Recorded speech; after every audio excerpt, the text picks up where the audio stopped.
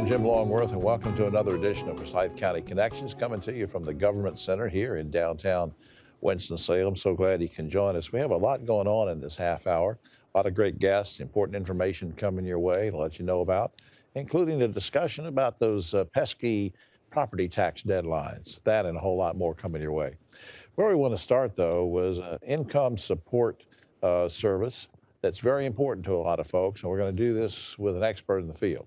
With me right now is Amanda Pruitt. She's Income Support Program Manager with the Economic Services Division of the Forsyth County Department of Social Services, and we appreciate you taking time to be here. Absolutely.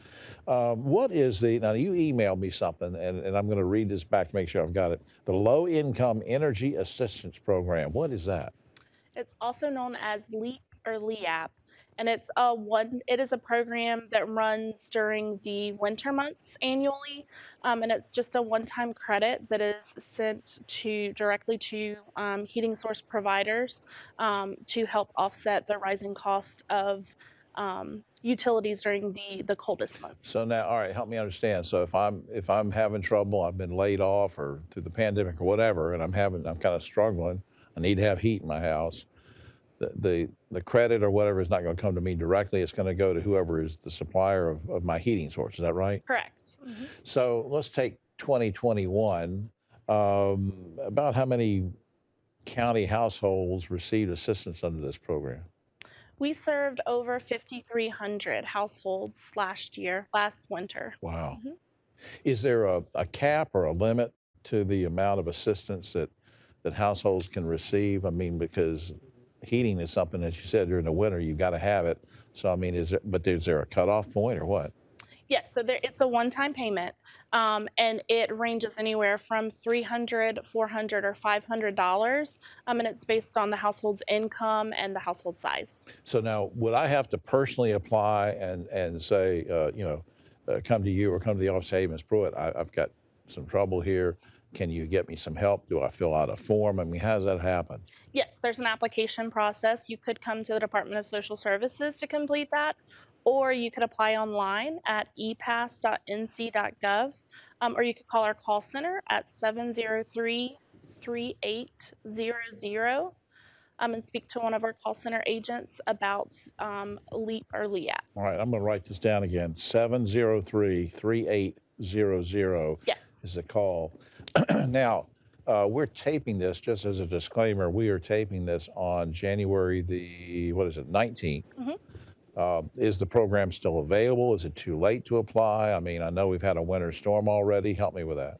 So our program runs annually December 1st through March 31st, as long as funds are available. Okay. And it opens up there's a specified household situation for the month of December for households that have members age 60 or older or that are disabled and receiving a service through the Division of Aging Adult Services. But in January, it opens up to any household to apply. So any household can apply in January. So right now we don't know exactly when this is airing. We air on Cable 2, we air on, I think, ABC 45 and some other stations. So not knowing exactly when this is going to air, but we are taping on January 19th. There's plenty of time for people to try to apply. Absolutely, yes. Yeah, all right. Is it difficult? Is it one of these things that is it complicated to apply for this? No, it's a 3-page application, and it asks for you to list the name of individuals in your household, your address, your income for anyone in the household, as well as your primary heating source vendor, so that company name, and your account number for that company. All right, one thing before we run out of time, Amanda, if let's say that I received assistance through your office and applied last January 2021. Now we're in 2022. Since I received assistance last year, can I apply for more assistance or can I not? Yes, you can. It runs through our fiscal year, so July to June. And so that winter season, so even if you applied in January of 2021, then you can apply again January 2022. All right. In just a few seconds we have remaining, I'm going to get you to repeat the phone number and the website in case people want to take this down. So tell me again how people can apply, if they want to apply online or if they want to call. Tell me again what that is. Sure. You can apply online at epass.nc.gov, or you can call our call center at 336-703-3800. Amanda, I thank you so much for doing this. What you're doing is very important. It helps a lot of people, and I know they appreciate you being on the job and helping with them. So keep up the good work. Okay, thank you. We'll be right back after this. Unlike other health concerns, mental illness is not always easy to see. DEPR. Mental illness doesn't show up on a scale. Bipolar? Sorting out a mental health concern takes professional diagnosis and treatment. Anxiety. I thought so. If you or a loved one has a mental health concern, don't go it alone. For 24-hour free and confidential information and treatment referral, call 1-800-662-HELP. Learn more at samhsa.gov/support. Back now for Forsyth County Connections, and we've asked a return visitor to come here and bring us up to date on something that we talked about before. We welcome, of course, Iesha Carter, Administrator of the American Rescue Plan for Forsyth County. Good to see you again. Thank you. Thank you for having me. In case somebody didn't see the other episode, just give us a quick reminder of what ARPA is, what it means. Sure thing. So ARPA, or ARPA, or the American Rescue Plan Act, is COVID-19 related funds given to state and local governments alike to meet the pandemic need from COVID-19. Now, how much money are we talking about in terms of these federal funds? How much is there or was in the pool, and then how much has already been allocated, and how much more is still available? Sure. So $74 million was given to Forsyth County. Of the $74 million, as of to date, the Board of Commissioners have approved $25 million, and staff recommendations for the next 2 weeks is $21 million to be recommended So for we still have approval. some funds available. We do. We have 26 Yeah. million left. And we'll get to that in just a second. But one of the things I was curious about, now, what kinds of things specifically? Give me some examples of things that these funds can be used for. Sure. So the U.S. Treasury, as well as the final ARPA guidance, states that things that the funds could be used for would be support for public health response, negative economic impacts, premium pay for essential workers, as well as broadband and water and sewer infrastructure. How can these, I know this sounds like a stupid question, but how can these kinds of allocations to these kinds of organizations and agencies, how does it sort of transform the community?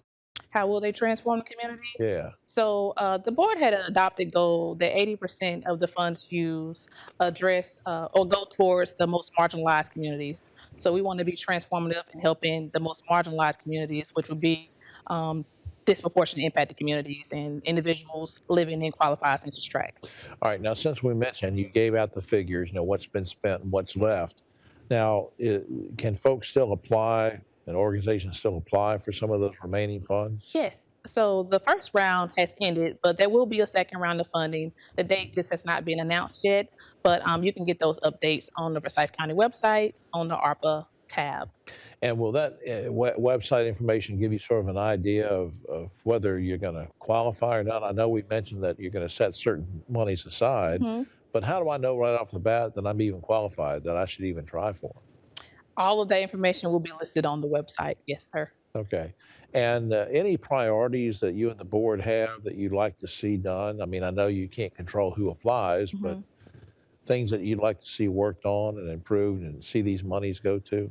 So right now, that board adopted goal was that 80% of the funds go to the most marginalized communities. For the second round of funding, we will have a specific narrowed idea of who we want to fund, but we don't know that just yet. If you Right. stay tuned and look at the Forsyth County website, it will be updated in the near future with that information. Now, this is more sort of an insider personal thing, but I'm kind of curious how you make these decisions. Now, do you and your staff sort of sit around and go through the applications? And I mean, what thought process are you going by? Because I know there's a lot of folks that are eligible and folks that are worthy, Right. but it must be a tough task for you. I mean, what do you go through to do that? So the first thing we do is we look and make sure that you meet the federal guidance, like the law, as well as the NC state law. And then we look at the applications via recommendation committees. So we have a team of Forsyth County individuals as well as community partners looking at each application to make those recommendations. Right.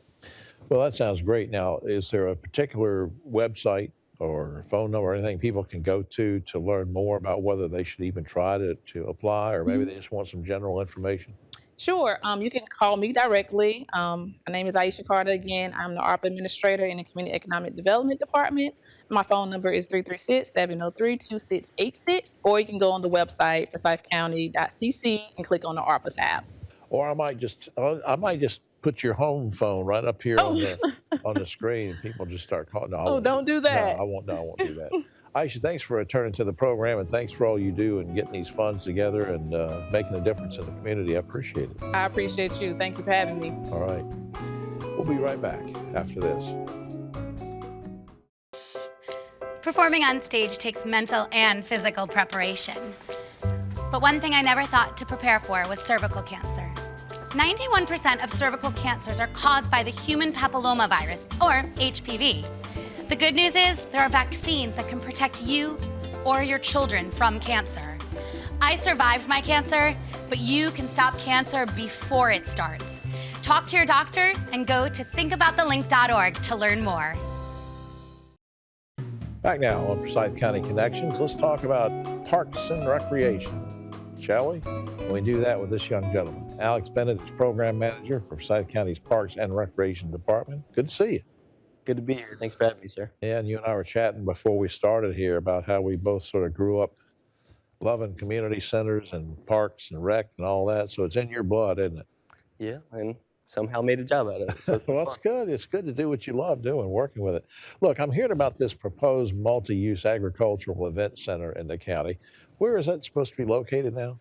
So the exact site hasn't been determined yet. The county's still in the site selection phase, and looking at a site in Tobaccoville. It's a county-owned piece of property off of Rolling Hills Drive in that area up in Tobaccoville.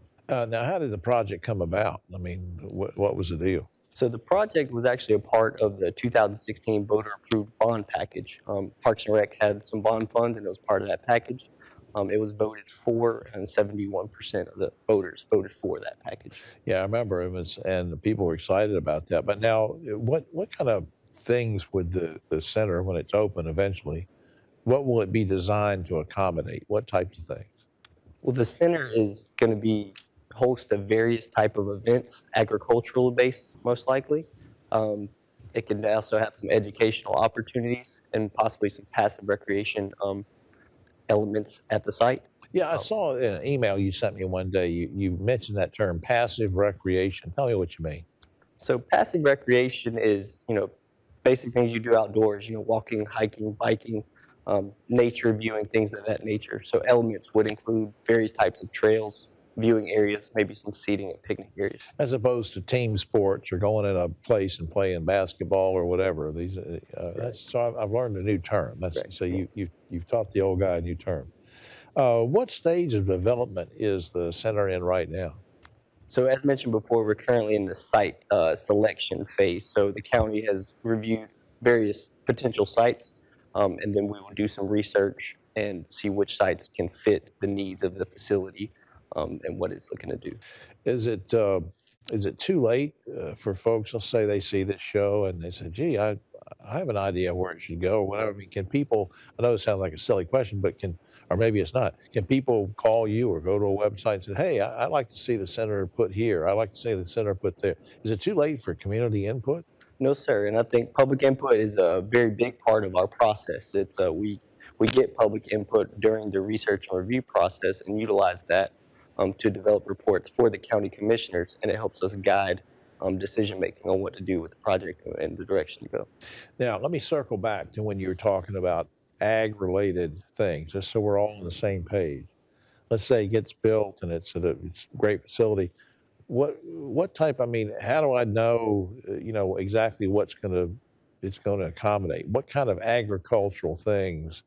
What things would you not see there? What things would you see? Give me a couple examples. So some examples would be like a horse show or possibly a farm expo or kind of educational things on crops, on local crops. Things you might not see would be like a monster truck rally or something crazy like Good. that. I'm glad you just ruled that out right now, because if you'd said we were going to have a monster truck rally, we'd have cut this whole TV show off right here. Right. So it's designed to do agricultural-based events and really tie in our cooperative extension department, as that facility is looking to be possibly the home for that department for the county. Alex, this could be good for for the whole community with in terms of the economy and everything, especially you start having horse shows and competitive things and exhibitions. I mean, be good overall, right? Absolutely. Yeah. Is there I mentioned a minute ago, is there a number or a website that people, whether they have some ideas they want to share with you, or maybe they have some questions, just some general questions, or maybe they want to learn more about Parks and Recreation? Is there a phone number or a website people could go to? Absolutely. So our website's forsyth.cc/parks.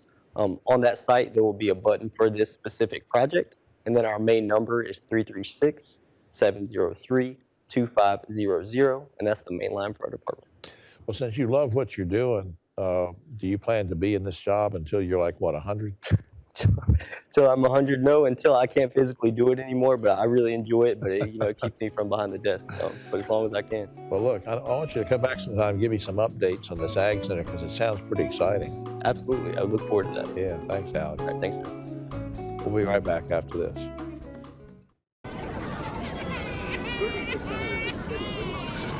This is what too much sounds like. This is what stress feels like. And this is what help feels like. If you've lost a job, worry about your next meal, or have trouble making it through the day, we can help. Text STRESS to 211211 to find a solution. Back now on Forsyth County Connections, and we're going to learn about inspections, but a certain type. We're going to find out now. Josh Jordan is with us. He's Environmental Health Supervisor for the Food, Lodging, and Institutions Program of the Forsyth County Department of Public Health. Good to see you. Nice to meet you, and thank you for having me today. Oh, my pleasure. Now, what types of services does your program provide to Forsyth County communities? Our program is probably best known as doing food establishment inspections, such as restaurants. However, we do a vast array of different types of inspections, and including our nursing home inspections, hospitals. We also inspect adult daycares and child care facilities. We inspect the sanitation of school buildings. We assist in inspecting public swimming pools, tattoo parlors. Tattoo artists are required to get permits. Now, that's a wide spectrum. That is. From a tattoo parlor to a nursing home. Not that folks in a nursing home wouldn't want to get a tattoo, but Absolutely. I'm just saying that's you. Now, but in all seriousness, though, your job is concerned mainly that folks are doing things health-wise, medically sound, and I mean, you want people to be safe in what's going on in the services. Absolutely. So, I mean, how would you categorize it? Yeah, so generally, I think our program is focused on sanitation overall and the cleanliness of things, but we primarily focus on food safety in our food establishments. Our food establishment inspections take around 75 to 80% of our workload. And that's something we see out there. That's something most people see. A lot of the things you mentioned are sort of behind the scenes we don't know about. Right. But I think everybody knows going into a restaurant, they've seen one of those certificates That's up right. there. There's a health grade. And you go in there and you say, oh, 98, that must be pretty good or Right. whatever. Right. What is good? What's acceptable? Absolutely. Well, first of all, just taking a second to talk about how we're trained. All of our staff are professionally trained and make sure they go through a particular process, come and train. And our inspections are based on risk. And what I mean by risk is the risk of specific actions or items within an establishment that could lead to the likelihood of foodborne illness. So you're looking at it almost as a preventive thing when you're going through. Absolutely. See, I didn't realize that. Yeah. I mean, I know you go through and you look for violations, but now you're sort of looking ahead and say, look, let's make sure this doesn't happen. Absolutely. And our job is more like an educator to, when we observe violations, to get a corrective action so we make sure the facility is safe. But also our job is to talk to the person in charge, the operator, the manager, to assess their knowledge, to make sure they have managerial control of the facility. Because unfortunately, we're only there 1 to 4 times per year. So it's just a snapshot in time. And so for us, we really focus on those, what we call the foodborne illness risk factors, and there's 5 of those. And it comes from making sure foods are coming from an approved source, that they've been inspected in the process, that foods are adequately held at right temperatures, either cold or hot, and that they're properly cooked. If there's a raw food, they want to make sure it's cooked properly. Or if a consumer wants something that is undercooked, that they're properly aware of the risk. Like, for instance, cooking a steak undercooked or a hamburger. Right. So individuals may want those things, but we want to make sure that they are adequately informed of the risks there. And then finally, we want to make sure that we are checking to make sure there's no cross-contamination in our facilities, and that the food employees are healthy, that we don't have sick employees, that they're handling food safely by properly washing their hands and no bare hand contact with ready-to-eat foods. And especially, and this was all stuff you were doing before the pandemic to keep us safe. Absolutely. So, and I know that there's been extra work on you during the pandemic, but I just think it's great what you've been doing. And but now, if I go into a restaurant, I mean, if they've got like a 69 grade or something, you would have already shut them down, Absolutely. right? Absolutely. The state law requires that any food establishment that receives a score less than a 70, that their permit is immediately revoked.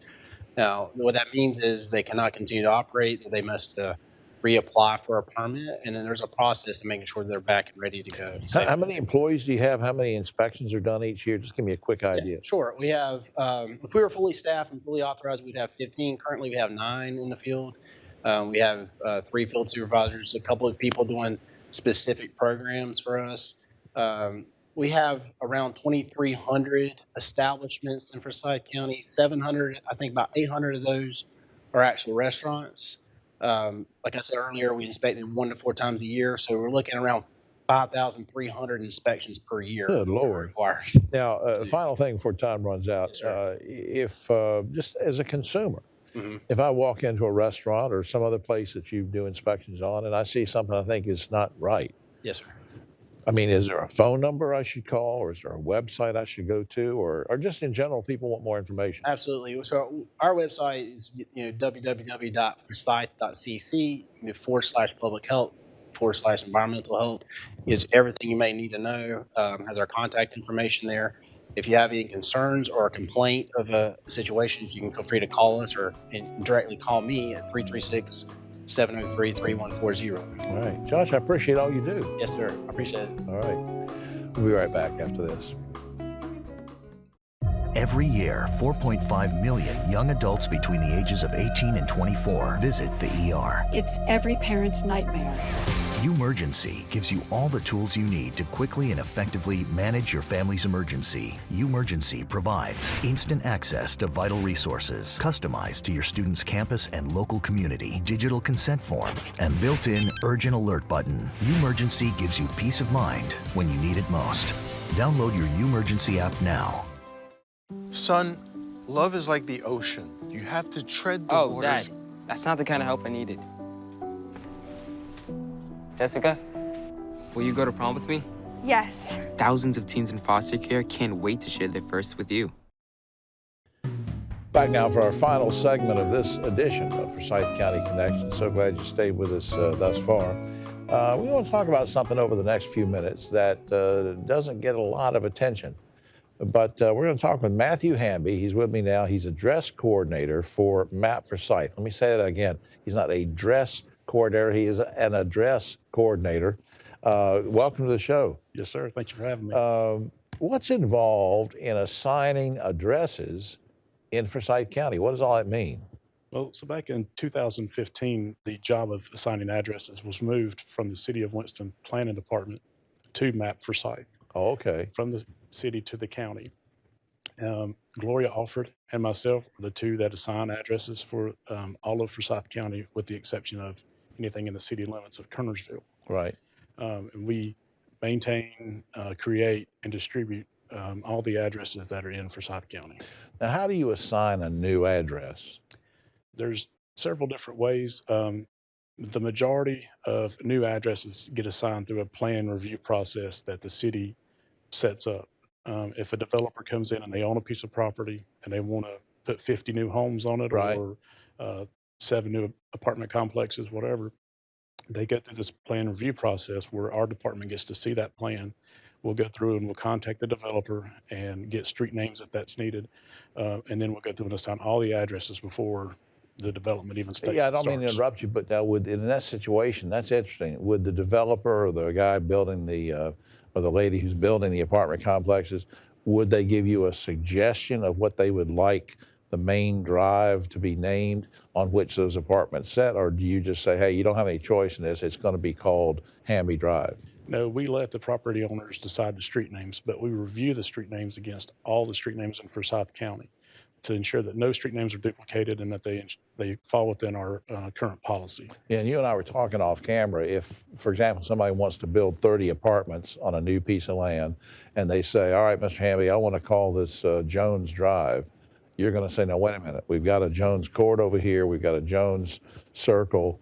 You're going to have to do something to that name. What would you suggest? I mean, would they add something or? Right. We typically give them a list of other words that could be added in front of or behind Jones to make that road name unique. So like Jones Creek or Jones Forest or Jones Hill, something like that, to make that road name unique from just Jones.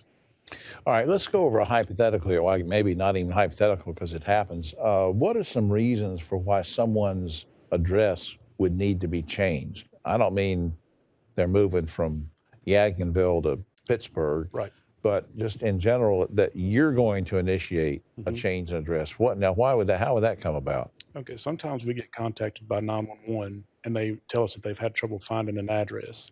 And in some situations, the address is out of order with the other addresses along that street. And so we'll research it and we'll find out if that address is indeed out of order with the other numbers along the street. And then we'll email or we'll send a letter to that property owner, letting them know they need to change their address so that it's in sequence with the other numbers. Right now, I'm sure as many people are aware, there's a Beltway project going on through Forsyth County. Right.